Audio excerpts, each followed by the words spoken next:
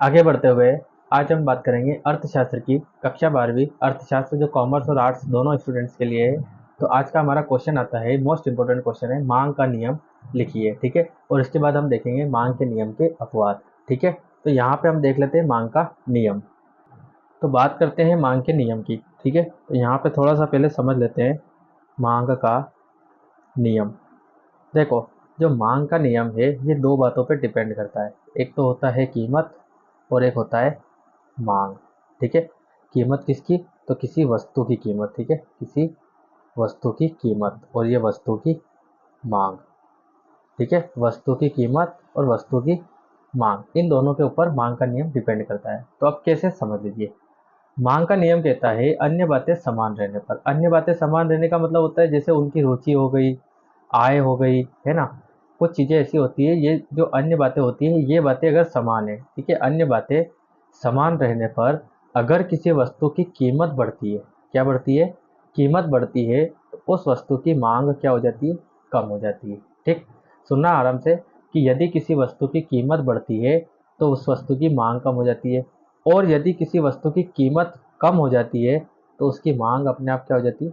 बढ़ जाती है। ठीक, यदि किसी वस्तु की कीमत बढ़ती है तो उसकी मांग कम हो जाती है, और यदि वस्तु की कीमत कम होती है तो उसकी मांग बढ़ जाती है। ठीक है, तो एक दूसरे में विपरीत संबंध होता है।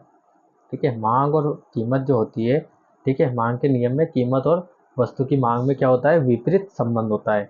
ये सारी बातें आपको याद रखनी है। तो आई थिंक आप सबको मिला के प्रश्न का उत्तर बना सकते हैं।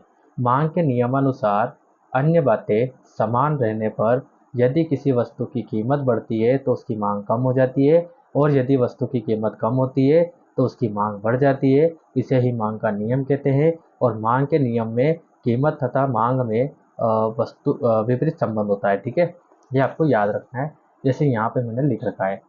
अन्य बातें समान रहने पर मांग और कीमत में एक विपरीत संबंध होता है। ठीक, मांग के नियमानुसार यदि मांग बढ़ती है तो वस्तु की कीमत कम हो जाती है, और यदि कीमत बढ़ती है, ठीक है, यदि कीमत कम हो जाती है, यहाँ पे देखो, यदि मांग बढ़ती है तो वस्तु की कीमत कम हो जाती है, और यदि कीमत बढ़ती है तो मांग कम हो जाती है।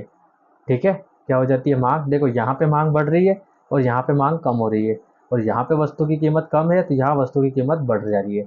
कुल मिला के एक बढ़ता है तो दूसरा ऑटोमेटिकली कम हो जाता है, और अगर एक कम होता है तो दूसरा ऑटोमेटिकली बढ़ जाता है। ठीक है, तो आई थिंक आपको समझ में आ गया होगा। उसके बाद हम डिस्कस करेंगे मांग के नियम के अपवाद। अब मांग के नियम के अपवाद, पहले तो आप अपवाद शब्द का मतलब समझ लीजिए। अगर आप शब्द का मतलब समझ लेते हैं तो मेरे हिसाब से तो आप इसको अच्छे तरीके से याद कर पाएंगे। देखो, अपवाद का मतलब क्या होता है समझ लो।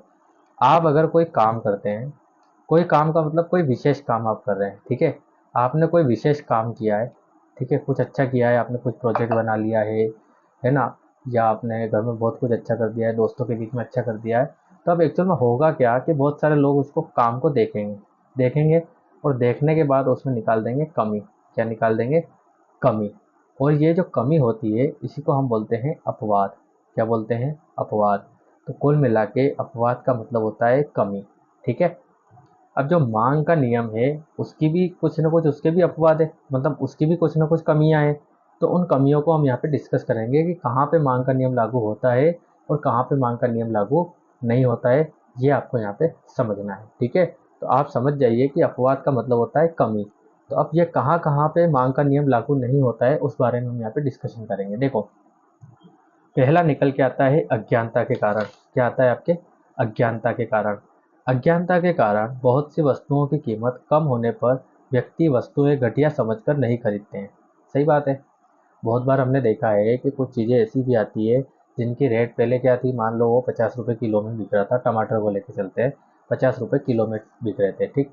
लेकिन अब कुछ समय में क्या हुआ कि उनकी रेट अचानक से गिरा दी है किसी ने, सब्जी वाले ने, 20 है, 25 है। तो लोग ये समझेंगे यार ये तो ख़राब चीज़ है, इसको नहीं खरीदना है, क्योंकि कम पैसे में ख़राब चीज़ आती है जो कि टिकाऊ नहीं होती है, चलती नहीं है। वैसे सभी यही समझते हैं, 80% पॉपुलेशन यही समझती है। ठीक है, तो ऐसा ज़रूरी नहीं होता है कि कीमत, अगर किसी वस्तु की कीमत कम है तो वो घटिया है। ठीक है, तो वस्तुएं घटिया समझकर नहीं खरीदते हैं, लेकिन जैसे ही उन वस्तुओं की कीमत बढ़ा दी जाती है तो व्यक्ति उन्हें उपयोगी समझ के खरीदने लगते हैं और उनकी मांग बढ़ जाती है। देखो, यहाँ पे हुआ क्या है समझना।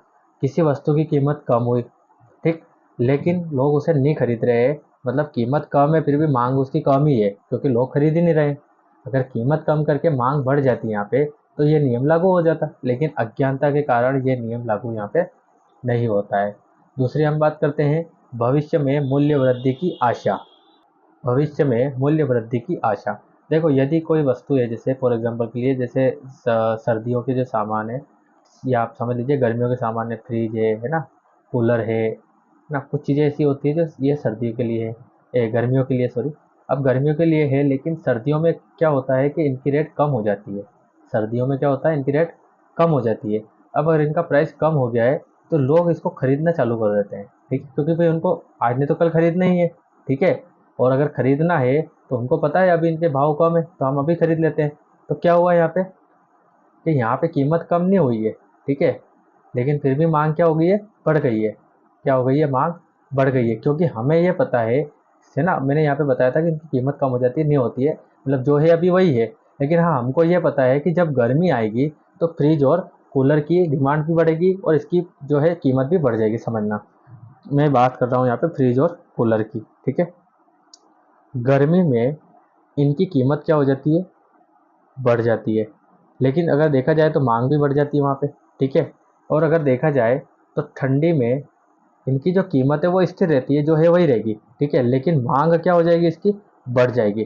तो यहाँ पे कीमत कम नहीं हुई है फिर भी मांग बढ़ गई है, तो ये नियम यहाँ पे लागू नहीं होता। जैसे समझ लीजिए यहाँ पे, भविष्य में यदि उपभोक्ता को वस्तु के मूल्य बढ़ने की आशंका होती है तो वह बढ़ी हुई कीमतों पर वस्तु की अधिक मांग करने लगता है, जिसके परिणाम स्वरूप यह नियम लागू नहीं होता है, ठीक है। तो आई थिंक आपको समझ में आ रहा होगा, मैं पूरी कोशिश कर रहा हूँ समझाने की, ठीक है। अगर फिर भी आपको कोई समझ में नहीं आता है तो आप मुझे स्पेशली मैसेज कर दीजिए, मैं एक बार फिर से समझा दूंगा, ठीक है। आप कमेंट कर सकते हैं। यहाँ पे देखते हैं आवश्यक वस्तुओं के संबंध में। आवश्यक वस्तुओं के संबंध में भी मांग का नियम लागू नहीं होता है, क्योंकि आवश्यक वस्तुओं की कीमत बढ़ने पर भी व्यक्ति उन्हें खरीदता है। जैसे एक शराबी को शराब की कीमत बढ़ने पर भी शराब खरीदना आवश्यक होता है। तो देखो भाई, जो नेसेसरी जो जितनी भी वस्तुएं होती है जो हमको चाहिए चाहिए होती है, ठीक है, अब उनकी रेट बढ़ो या कम हो तो हमको लेनी है। फॉर एग्जांपल हम शराबी की बात करते हैं, शराबी के लिए शराब की जो बोतल है वो तो उसको खरीदनी है, चाहे अब उसकी रेट बढ़ो या फिर उसकी कम हो। वैसे अगर हम हमारे जैसे इंसान की बात करें, तो जैसे गेहूँ चावल वगैरह हो गए हैं खाने के जो पदार्थ है, अब चाहे गेहूँ 25 रुपये किलो मिलो या 30 रुपये किलो मिलो, हमको तो लेना ही है, बिकॉज हमको खाना तो खाना पड़ेगा, है ना। तो कुछ आवश्यक वस्तु ऐसी होती है जिनकी कीमत बढ़ने के बाद भी उसकी मांग में कमी नहीं आती है, और अगर ऐसा होता है तो वहाँ पे ये नियम लागू नहीं होता है। गिफिन वस्तुएं क्या होती है, पहले समझ लीजिए। सर रॉबर्ट गिफिन ने बताया कि कुछ वस्तुएं वह होती है, या गिफिन वस्तुएं, यहाँ पे लिखना भूल गया मैं, गिफिन वस्तुएं वह होती है जिस पर उपभोक्ता अपनी आय का एक बड़ा भाग खर्च करता है। अब यदि वस्तुओं की कीमत कम हो जाती है और उपभोक्ता की आय बढ़ जाती है तो उपभोक्ता अपनी आय को श्रेष्ठ वस्तु पर व्यय करता है, ठीक है। मतलब अभी आय कम थी, 20,000 रुपये थी, ठीक है, कितनी थी, 20,000 रुपये, ठीक है। तो वो मान लीजिए ए वस्तु खरीद रहा था, ठीक है, लेकिन क्या हुआ, उसकी आय बढ़ गई है, अब 30,000 या 40,000 रुपये हो गई है। तो वो ए वस्तु नहीं खरीदेगा, ए से जो बेहतर है ना। अगर हम यहाँ पे बात करें, ए से भी बेस्ट है, मान के चलते हैं बी उससे बेस्ट है, तो वो ए पे उसकी आय खर्च नहीं करेगा, अब वो खर्च कहाँ पे करेगा, बी वस्तु पे, ठीक है। तो यहाँ पे आय बढ़ गई है, तो यहाँ पे वस्तु भी चेंज कर दी उसने, इसकी डिमांड कम हो गई है, ठीक है। तो कहने का मतलब ये नियम यहाँ पे भी लागू नहीं होता है, गिफिन वस्तुओं पर भी ये नियम लागू नहीं होता है, ठीक है गाइस। तो आई थिंक आपको समझ में आए होंगे आज के सारे क्वेश्चन, ठीक है। मिलते हैं नेक्स्ट वीडियो में नेक्स्ट क्वेश्चन के साथ, ठीक है गाइस।